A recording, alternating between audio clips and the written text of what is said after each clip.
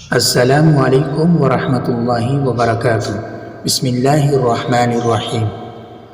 فرمان مصطفیٰ صلی اللہ علیہ وسلم مسجد جانے والوں کی صفات۔ سیدنا ابو ہریرہ رضی اللہ تعالیٰ عنہ سے مروی ہے کہ رسول اللہ صلی اللہ علیہ وسلم نے فرمایا، کچھ لوگ میخوں کی طرح مسجدوں میں بیٹھے رہتے ہیں، ان کے ہم مجلس فرشتے ہوتے ہیں، اگر وہ غائب ہو جائیں تو فرشتے انہیں تلاش کرتے ہیں، اگر وہ بیمار ہوں تو وہ ان کی بیمار پرسی کرتے ہیں، اگر وہ کسی کام میں مصروف ہوں تو وہ فرشتے ان کی اعانت کرتے ہیں۔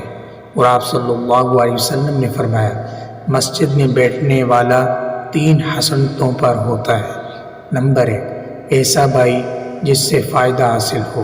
نمبر 2، یا کوئی محکم بات۔ نمبر 3، یا ایسی رحمت جس کا انتظار ہو۔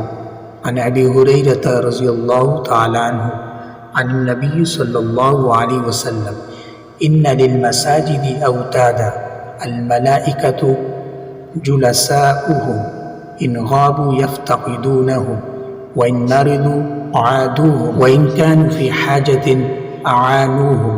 وقال صلی اللہ علیہ وسلم جلیس المسجد على 3 خصال، اخ مستفاد او کلمۃ محکمۃ او رحمۃ منتظرہ۔